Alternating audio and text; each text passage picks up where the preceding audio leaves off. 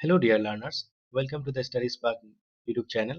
আজি আমাৰ নতুন ভিডিঅ'টোত আমি কাৰেণ্ট এফেয়াৰ্ছৰ most expected questions 20টা লৈ আহিছো আৰু এই questions খিনি বহুত ইম্পৰ্টেণ্ট হয় আপোনালোকৰ আগন্তুক বড়োলেণ্ড ইউনিভাৰ্চিটি BEd এন্ট্ৰেন্স এক্সামৰ কাৰণে। সো আপোনালোকে ভিডিঅ'টো স্কিপ নকৰি শেষলৈকে চাব আৰু আপোনালোকেও চেষ্টা কৰি যাব questions বিলাকৰ এনসাৰ কৰাৰ আৰু শেষত নিশ্চয় কমেন্ট কৰি জনাব আপোনালোকৰ কিমানটা questions শুদ্ধ হল। সো আহক দেৰি নকৰি আজি ভিডিঅ'টো আমি ষ্টাৰ্ট কৰো। আজি আমাৰ ভিডিঅ'ৰ প্ৰথম প্ৰশ্নটো হল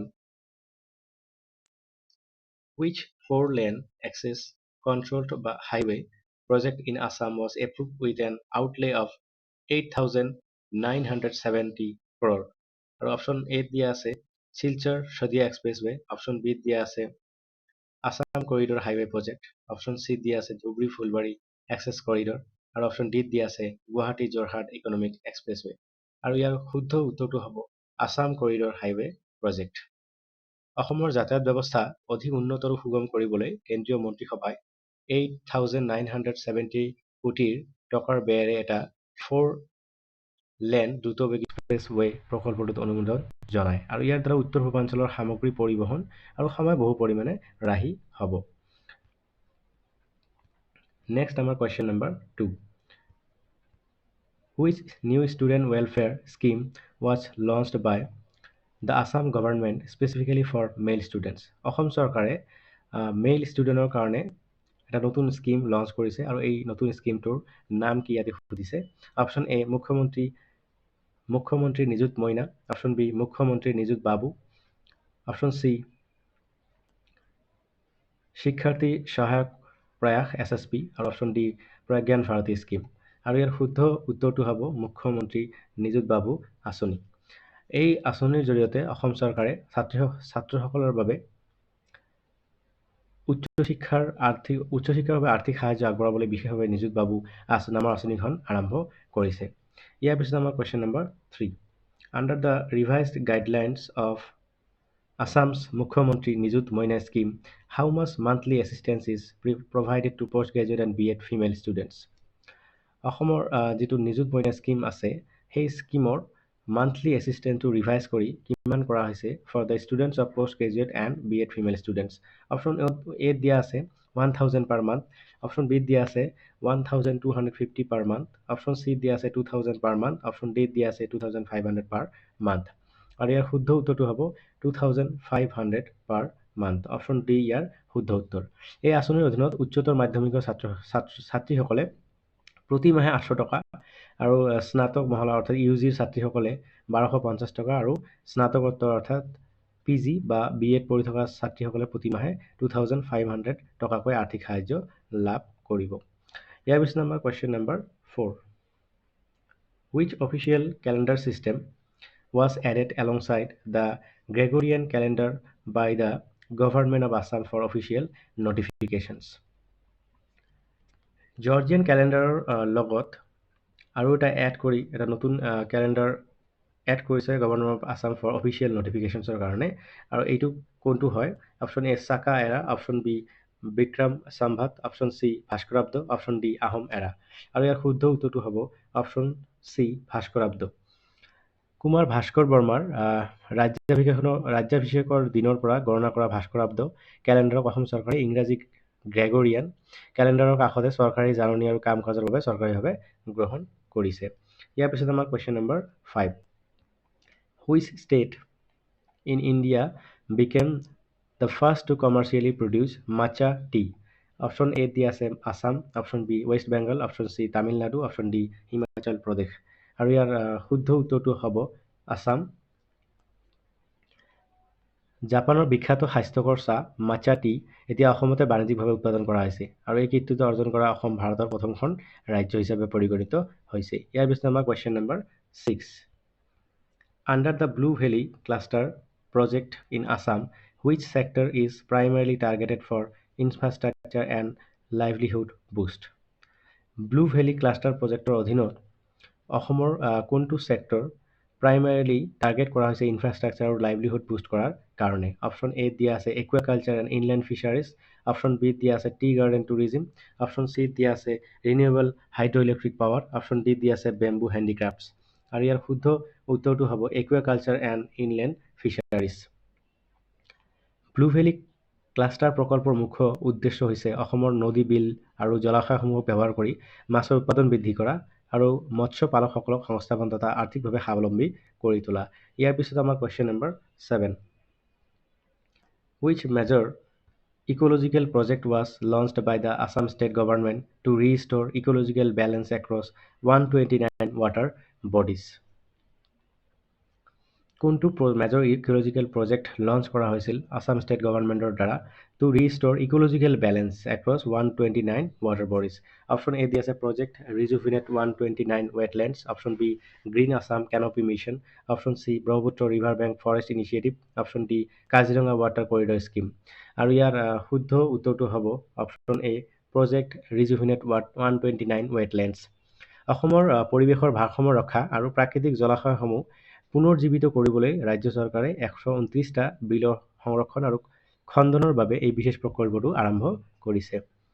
ইয়াৰ পিছত আমাৰ question number 8. Which portal was launched by the Assam Higher Education Department for managing the provincialization of educational institutions? কোনটো পৰ্টেল লঞ্চ কৰা হৈছিল আছাম হায়াৰ ছেকেণ্ডেৰী এডুকেশ্যন ডিপাৰ্টমেণ্টৰ দ্বাৰা for managing the provincialisation of educational institutions?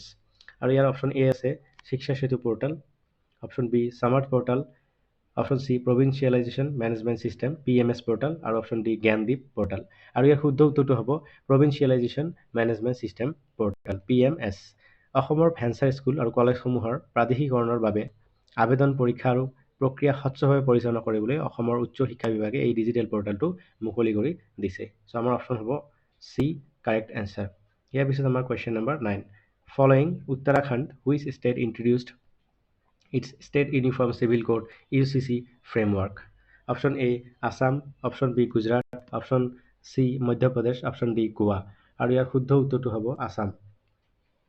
উত্তৰাখণ্ডই ভাৰতৰ প্ৰথমখন ৰাজ্য হিচাপে UCC বিধেয়ক গৃহীত কৰাৰ পাছত অসমৰ ৰাজ্যখনত এই ব্যৱস্থা কাৰ্যকৰী কৰাৰ দিশে পদক্ষেপ গ্ৰহণ কৰে। নেক্সট আমাৰ question number 10. How much grant in aid was approved by the Assam Cabinet for infrastructure development in the Boreland Territorial Region? কিমান টকা গ্ৰাণ্ট এপ্ৰুভ কৰা হৈছিল অসম চৰকাৰৰ কেবিনেটৰ দ্বাৰা for infrastructure development in the BTR region or Bodoland territorial region? Option A 100 crore, option B 250 crore, option C 500 crore, option D 1000 crore। আৰু ইয়াৰ শুদ্ধ উত্তৰটো হ'ব 250 crore, অপশ্যন বি। বড়োলেণ্ড আঞ্চলিক পৰিষদ অৰ্থাৎ BTR অঞ্চলৰ যাতায়াত, শিক্ষা আৰু আন্তঃগাঁথনি উন্নয়ন ত্বৰান্বিত কৰাৰ বাবে অসম মন্ত্ৰীসভাই 250 কোটি টকাৰ অনুদান মঞ্জুৰ কৰে। ইয়াৰ পিছত আমাৰ question number 11. What is the total financial outlay approved by the Union Cabinet for the Govardhan National Circular Bioenergy Scheme? Option A 12,500 crore, Option B 18,000 crore, Option C 23,731 crore, Option D 30,000 crore। আৰু ইয়াৰ শুদ্ধ উত্তৰটো হ'ব option C 23,731 crore। Govardhan national circular বায়' energy স্কিমৰ পৰা জৈৱিক gas উৎপাদন কৰি স্বচ্ছ শক্তি লাভ কৰিবলৈ কেন্দ্ৰীয় চৰকাৰে এই বৃহৎ পুঁজি অনুমোদন জনাইছিল। ইয়াৰ পিছত আমাৰ question number 12. What is the total budget outlay approved for the extension of the PM Kishan scheme for the next 5 years? Total বাজেটটো কিমান এপ্ৰুভ কৰিছে for the extension of the PM Kishan scheme for the next 5 years? আৰু ইয়াৰ অপশ্যনবিলাক হ'ল 2.10 লাখ কোটি টকা, option B 3.15 lakh কোটি, option C 4.50 lakh কোটি, option D 5 lakh কোটি। আৰু ইয়াৰ শুদ্ধ উত্তৰটো হ'ব option B 3.15 lakh crore. Option B is the correct answer for this question. দেশৰ কৃষকসকলক প্ৰত্যক্ষভাৱে আৰ্থিক সাহায্য প্ৰদান কৰা PM কিষাণ আঁচনিখন পৰৱৰ্তী 5 বছৰৰ বাবে সম্প্ৰসাৰিত কৰিবলৈ কেন্দ্ৰীয় চৰকাৰে এই বাজেট ধাৰ্য কৰি দিছে। ইয়াৰ পিছত আমাৰ question number 13. What is the name of the mega scheme approved by the Union Cabinet to boost offshore oil and natural gas exploration in India? কোনটো মেগা স্কিম এপ্ৰুভ কৰিছে ইউনিয়ন কেবিনেটে to boost offshore oil and natural gas প্ৰাকৃতিক gas exploration ইণ্ডিয়াত কৰিবৰ কাৰণে? Option A Samudra Manthan scheme, option B Sagar Manthan mission, option C deep ocean energy mission, option D PM Urja Jal Samudra আৰু ইয়াৰ শুদ্ধ উত্তৰটো হ'ল সমুদ্ৰ মন্থন স্কিম অপশ্যন এ। সাগৰৰ তলিৰ পৰা খনিজ তেল আৰু প্ৰাকৃতিক গেছ আহৰণ বৃদ্ধি কৰি ভাৰতক শক্তিৰ ক্ষেত্ৰত স্বাৱলম্বী কৰিবলৈ চৰকাৰে এই সমুদ্ৰ মন্থন আঁচনিটো ঘোষণা কৰিছে। ইয়াৰ পিছত আমাৰ question number 14। Under the expanded Khelo India scheme framework, what new category of athletes was introduced? Khelo India স্কিমৰ অধীনত নতুন কি কেটেগৰীৰ এথলিটছ ইন্ট্ৰডিউচ কৰা হৈছে? Option A Khelo India superstars KIS, option B emerging Khelo India athletes EKIS, option C future olympic champions FOC, option D grassroot India sports stars GISS। আৰু ইয়াৰ শুদ্ধ উত্তৰটো হ'ব option B emerging Khelo India athletes EKIA। Khelo India আঁচনিৰ অধীনত সমগ্ৰ দেশৰ গাঁৱে ভূঞে থকা প্ৰতিভাৱান উদীয়মান খেলুৱৈসকলক চিনাক্ত কৰি প্ৰশিক্ষণ দিবলৈ এই নতুন EKIAS অৰ্থাৎ ইমাৰ্জিং খেলো ইণ্ডিয়া এথলিটছ শ্ৰেণীটো অন্তৰ্ভুক্ত কৰা হৈছে। ইয়াৰ পিছত আমাৰ question number 15। India's first sovereign backed marine protection and indemnity PNI insurance product was launched under which pool? Option A Sagarmala Insurance Pool, option B Bharat Maritime Insurance Pool BMIP, option C National Ocean Risk Facility, option D Indian Ship Owners Insurance Pool। আৰু ইয়াৰ শুদ্ধ উত্তৰটো হ'ব Bharat maritime insurance pool BMIP, option B is the correct answer. Marine বা সাগৰীয় জাহাজে সামগ্ৰী কাঢ়ি নিওঁতে হ'ব পৰা ভয়ানক লোকচান, সামগ্ৰী কঢ়িয়াই নিয়া অৱস্থাত হ'ব পৰা ভয়ানক লোকচান, দুৰ্ঘটনা বা তেল প্ৰদূষণৰ দৰে অপ্ৰত্যাশিত দায়িত্ব চম্ভালিবলৈ ভাৰত চৰকাৰে ক্ৰয় আৰু বাণিজ্য সুৰক্ষিত কৰাৰ উদ্দেশ্যে এই Bharat maritime insurance pool BMIP মুকলি কৰে। ইয়াৰ পিছত আমাৰ question number 16। Which Indian astrophysicist and IIA director won the Kaspar Vikram Sarabhai medal? কোনজন ইণ্ডিয়ান এষ্ট্ৰফিজিচিষ্টে IIA director won the Kaspar Vikram Sarabhai medal? Option A doctor Ritu Karidhal, option B Annapurni Subramaniam, option C doctor Tessy Thomas, option D doctor Kalpana K. আৰু ইয়াৰ শুদ্ধ উত্তৰটো হ'ব Annapurni Subramaniam, option B is the correct answer for this question.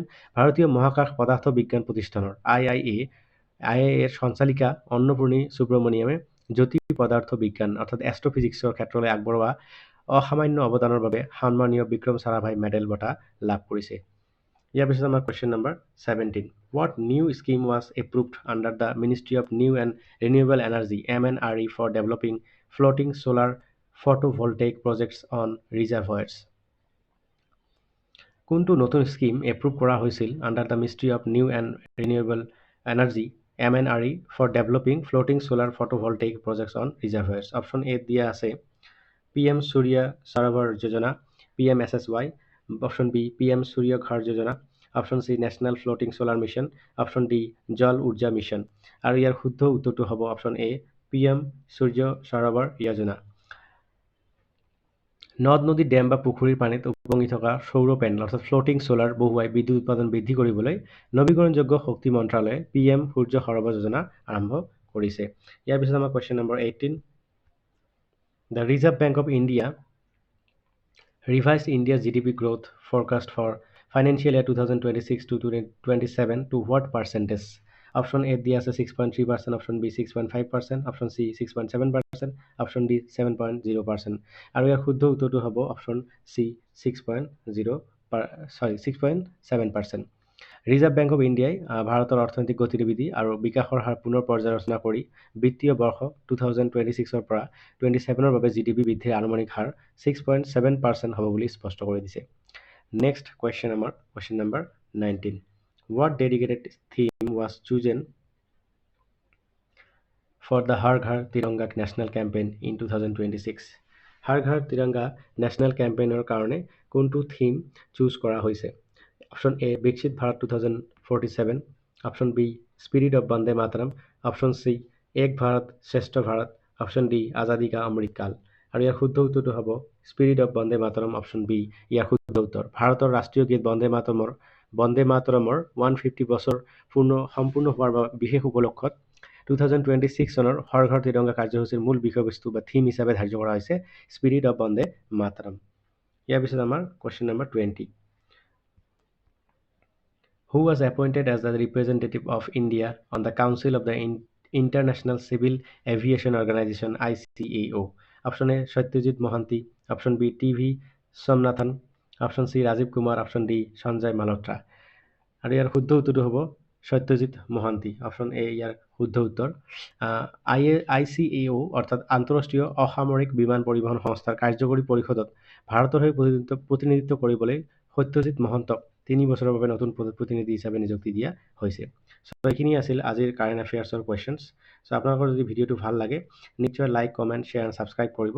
আৰু আপোনালোকৰ স্ক'ৰবিলাক comment কৰি জনাব কিমানটা কুৱেশ্যন শুদ্ধ কৰিব পাৰিছে। আৰু এই কুৱেশ্যনছখিনি ভালকৈ পঢ়িলে আপোনালোকে আগন্তুক এক্সামৰ কাৰণে বহুত হেল্পফুল হ'ব। চ' থেংক ইউ ফৰ ৱাচিং দ্য ভিডিঅ'।